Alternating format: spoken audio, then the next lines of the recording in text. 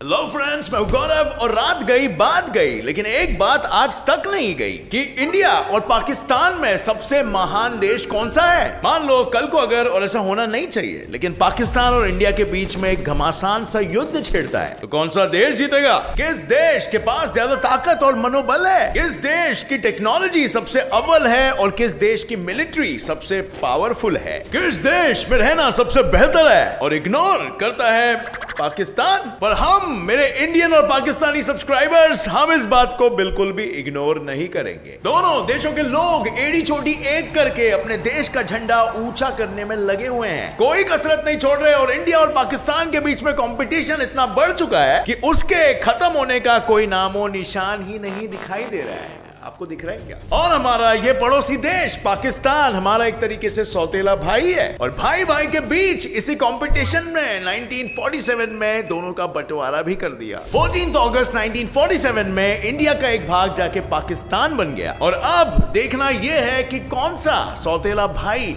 ज्यादा सक्सेसफुल है, इंडिया हमारी भारत माता या पाकिस्तान हमारा सौतेला भाई। किस देश ने अपने बाप का नाम आखिरकार रोशन कर ही दिया? अब friends, I know Pakistanis Pakistan बोलेंगे, इंडियंस इंडियन बोलेंगे, बट आज गेट सेट फ्लाई की अदालत में हम फैक्ट्स को लेकर दूध का दूध और पानी का पानी कर ही देंगे। आपके सामने हम पेश करेंगे ऐसे सबूत जो मिटा देगा गुरूर का वजूद। So without wasting any time, let us get started with our today's session titled India versus Pakistan Comparison. अब भाइयों, कुछ ही महीने पहले मेरे एक विदेशी दोस्त ने मेरे से ये पूछा था कि जब इंडिया और पाकिस्तान एक ही मिट्टी में पले बड़े हैं, तो 1947 के बाद जब दोनों देशों को आजादी मिली, तो तब से लेकर आज तक दोनों देशों की प्रगति और उन्नति में इतना डिफरेंस कैसे है? Point, right? आई मीन, आजादी से पहले दोनों इंडियंस और पाकिस्तानी ने एकजुट होकर as an Indian, as a भारतीय ही ब्रिटिशर्स का सामना किया, और फिर आजादी मिलते ही दोनों अपने अपने रास्ते चले गए। पर फिर क्यों दोनों देश आज एक दूसरे से इतने अलग है? क्या रीजन है इस अंतर के पीछे? वेल, ये बात आज आप खुद ही जज करोगे। मैं आपके सामने सिर्फ सबूत रखूंगा और फैसला आपका खुद का होगा। किसी भी देश की असली पहचान उस देश के नागरिकों से होती है। भारत दुनिया का एक ऐसा देश है जहां पर सेक्युलरिज्म के नाम पे इतना कल्चरली डाइवर्स देश है कि इसकी तुलना आप किसी भी और देश के साथ नहीं कर सकते हो। 1947 में जब पाकिस्तान बना था, तो Pakistan as a theocratic nation बना था, और दूसरी तरफ as you know it, India एक डेमोक्रेटिक देश था जिसका कॉन्स्टिट्यूशन किसी धर्म पे बेस्ड नहीं था। और इसी वजह से इंडिया एज अ कंट्री इतना कल्चरली डाइवर्स होने के बाद भी सारे कल्चर्स और सारे रिलीजन्स के लोगों को प्यार से एक्सेप्ट करता है। फरमान न बदला जाएगा, बदल जाए लाख जमाना, पर ईमान अब कुरान न बदला। क्या दिवाली में अली है और रमजान में राम? चंद्रमा भी कभी ईद का चांद है या कभी शरद पूर्णिमा की शान? इंडिया में मैक्स टू मैक्स 19,500 डायलेक्ट्स यानी कि लैंग्वेजेस है, जबकि पाकिस्तान में सिर्फ 300 डायलेक्ट्स है। And as you know it, India की नेशनल लैंग्वेज हिंदी है और पाकिस्तान की उर्दू है। और जब बात ऑफिशियल एरिया की आती है, तो इंडिया पाकिस्तान से एटलीस्ट 5 टाइम्स बड़ा है। और क्या आपके मन में यह सवाल नहीं आता है कि क्यों इन दोनों के ज्योग्राफिकल एरियाज में इतना बड़ा अंतर है? इसका जवाब, भारत का बंटवारा एक्चुअली में 2 टुकड़ों में हुआ था, लेकिन पार्टीशन के दौरान 20% पॉपुलेशन तो मुस्लिम्स की थी, सो उनके कायदे से 20% लैंड मुस्लिम्स को मिलना था, और ये 20% लैंड उन्हें वेस्ट पाकिस्तान और ईस्ट पाकिस्तान के हिस्सों में मिला। लेकिन आप मे बी ये सोचो कि वेस्ट और ईस्ट क्यों मिला, दोनों अक्खा का अक्खा क्यों नहीं मिल गया? जरा ये 1909 सन का मैप देखिए।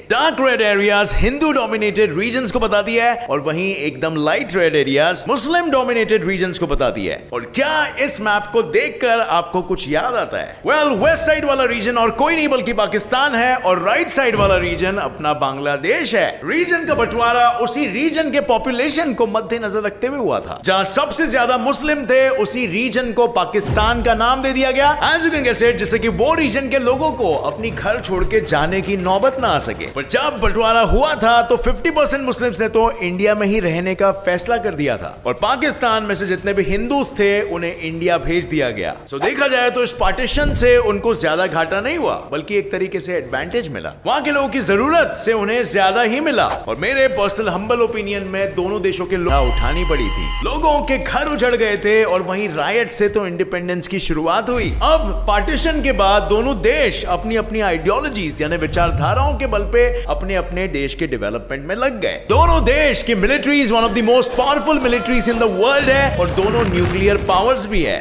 पर पहला सवाल यह आता है कि ये दोनों में ज्यादा पावरफुल कौन है, ज्यादा ताकतवर मिलिट्री किसकी है? और ये सवाल का जवाब हम टेक्निकली भी देंगे दोनों की मिलिट्री कंपैरिजन करके। बट उससे पहले 1947 से लेकर आज तक इंडिया और पाकिस्तान दोनों सौतेले भाइयों के बीच में 4 वॉर्स हो चुके हैं और चारों बार ऑफिशियली या तो अनऑफिशियली जीत इंडिया की हुई है। Which makes sense, right? क्योंकि इंडिया की मिलिट्री ऑन पेपर पाकिस्तान से थोड़ी बेहतर दिखाई देती है। बट वेपन्स और स्पेसिफिकेशन से हटके एक और एक चीज बहुत ही ज्यादा इंपॉर्टेंट होती है और वो है पॉलिटिकल कनेक्शंस। अब इंडिया में ही लोगों का एग्जांपल ले लो यार। अगर कोई एक सामान्य साधारण इंसान अगर कोई क्राइम करता है तो सीधा जेल जाता है और वहीं अगर कोई सेलिब्रिटी क्राइम करता है तो तुरंत बेल मिलके छूट जाता है अगर जेल जाएगा भी तो। यहां पर कैसे कनेक्शन काम में आया? बिल्कुल उसी तरह जो कम पावरफुल नेशंस होते हैं उन्हें भी ज्यादा पावरफुल नेशंस के साथ दोस्ती हमेशा फायदे में रखती है। और पूरे दुनिया का भाई यानी सबसे पावरफुल कंट्री कौन है? USA, right? जिसके हाथ में यूएसए का हाथ हो समझो पूरी संसार उसके साथ हो। लेकिन अर्ली 2000s में यूएसए और पाकिस्तान की नई नई दोस्ती ने इंडिया को एक तरीके से आइसोलेट कर दिया था और यह आइसोलेशन एक तरीके से इंडिया को बहुत भारी पड़ रहा था क्योंकि यूएसए कभी खाली हाथ नहीं आता है, उसके साथ दुनिया का विनाश बहुत नजदीक है। लेकिन पाकिस्तान और यूएसए के बीच में यह दोस्ती ज्यादा दिन तक नहीं टिकी क्योंकि यूएसए की इंटेलिजेंस एजेंसी ने कुछ ही दिनों में यह समझ लिया कि पाकिस्तान कुछ तो छुपा रहा है। पाकिस्तान के कुछ ऑफिशियल्स दरअसल यूएसए के पीठ पीछे तालिबान फोर्सेस को अफगानिस्तान में ना केवल सिर्फ शेल्टर दे रहे थे पर साथ ही साथ उन्हें अमेरिकन स्ट्राइक से भी बचा रहे थे उन्हें इंफॉर्मेशन देके। मतलब एक तरह से उन ऑफिशियल्स की क्या डेयरिंग थी, वो भी अमेरिका के सामने। और इसी वजह से अमेरिका ने अपने सारे रिश्ते नाते तोड़कर पाकिस्तान से रूट कर वो इंडिया की ओर मुड़ा और एक तरह से अपने पड़ोसी और मेहमान की फेल्ड पार्टनरशिप इंडिया के लिए एक बड़ी एडवांटेज बन गई। और इस तरह दुनिया की सबसे पावरफुल डेमोक्रेसी और दुनिया की सबसे बड़ी डेमोक्रेसी एक साथ एकजुट हो गई। सो इससे हमें यह पता चलता है कि यूएसए भाई आज इंडिया के साथ है। लेकिन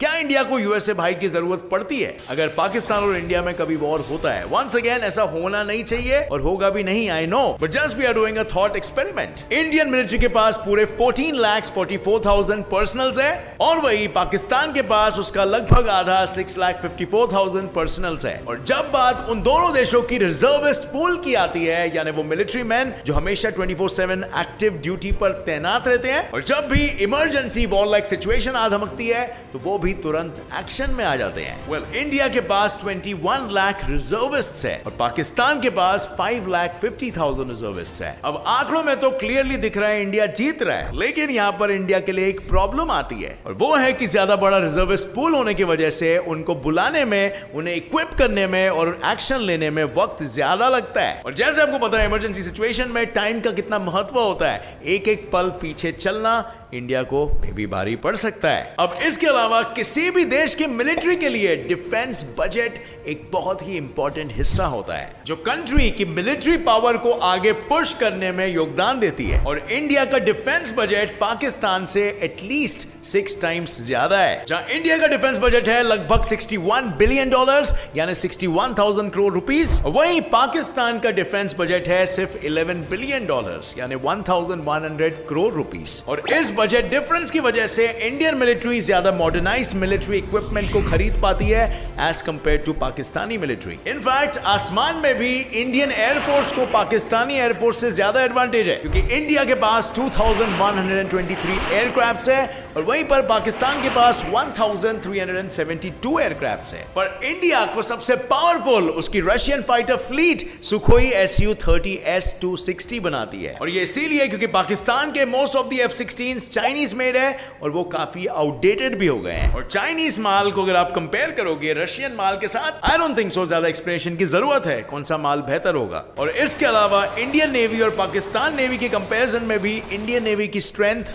और पावर पाकिस्तानी नेवी से ज्यादा नजर आती है। और जैसे मैंने पहले भी बताया कि इंडिया और पाकिस्तान दोनों न्यूक्लियर पावर्स को पोजेस करते हैं, पर इससे एक कदम आगे जाके इंडिया ने अपना खुद का मिसाइल डिफेंस सिस्टम भी बनाया है। And India also possesses anti satellite weapons and most importantly India ने खुद के सैटेलाइट नेविगेशन सिस्टम भी डेवलप किया है जिसे नाविक या नैविक कहा जाता है। तो जहां पे एक तरफ इंडिया ने इतनी टेक्नोलॉजिकल एडवांसमेंट को हासिल कर लिया है, उसी तरह पाकिस्तान ने इतने सालों में बहुत कम टेक्नोलॉजिकल एडवांसमेंट हासिल की। सो अब ऑन पेपर हमें यह पता है कि इंडिया और पाकिस्तान की लड़ाई में मोस्टली कौन जीत सकता है, लेकिन जैसे मैंने कहा यह लड़ाई कभी होगी नहीं, क्योंकि इंडिया और पाकिस्तान के बॉर्डर में जैसे आप देख सकते हो इतनी टाइट सिक्योरिटी होती है। जैसे आप यहां देख सकते हो रात होते ही यहां पर 1,50,000 फ्लड लाइट्स इस पूरे एरिया को जगमगा उठते हैं for security reasons of course. लेकिन ये फ्लड लाइट्स को और ये लाइन को आप स्पेस से भी देख सकते हो। अब फ्रेंड्स 1947 से लेकर अब तक इंडिया और पाकिस्तान के जीडीपी में इतने ऊंच नीच हुए हैं जिससे दोनों देशों की इकोनॉमी, जहां एक तरफ इंदिरा गांधी ने इंडिया में गरीबी हटाओ का नारा दिया,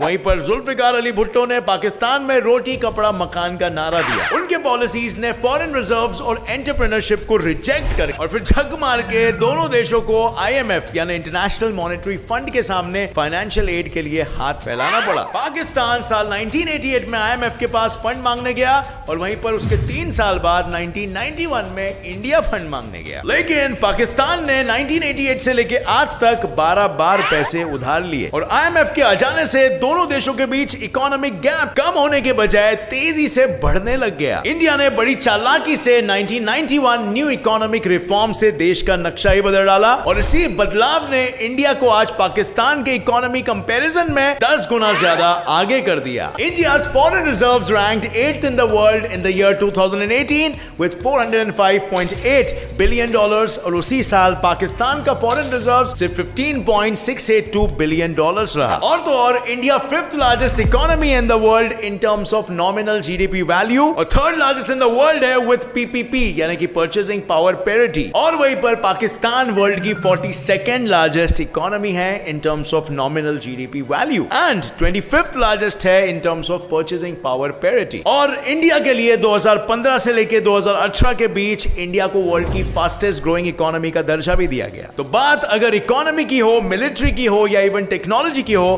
तो आंकड़े हम सबके सामने थे। लेकिन फ्रेंड्स जिन देश ने सही वक्त पे सही निर्णय लिया वही देश प्रगति की सीढ़ी जल्दी चढ़ पाए। और ये कंपैरिजन तो सिर्फ आज के डेटा के अनुसार है, आगे दोनों के दोनों देश में वो पोटेंशियल है कि दोनों सुपर पावर्स बन सकते हैं। देश के विकास के लिए किन चीजों की जरूरत होती है? सही पॉलिसी, सही डिसीजन, सही डेवलपमेंट, सही नागरिक और सबसे इंपॉर्टेंट सही केपेबल और ट्रस्टवर्दी और कमिटेड लीडर्स की। और फ्रेंड्स हम सब में वो ताकत है कि हम अपने लीडर को खुद चुन सकते हैं। सो एक तरह से देश का भविष्य हमारे हाथों में है। With that said, thanks a lot for watching this video। अगर आपको ये वीडियो पसंद आया तो एक लाइक जरूर ठोकना। मेरे channel get set bye fact को भी सब्सक्राइब कर लो और दबाइए नीचे दिया गया बेल आइकन ताकि आप आगे आने वाली हमारी कोई भी फैक्ट बेस्ड और फन बेस्ड वीडियो को मिस ना कर सको। As always, stay curious, keep learning and keep growing। जय हिंद।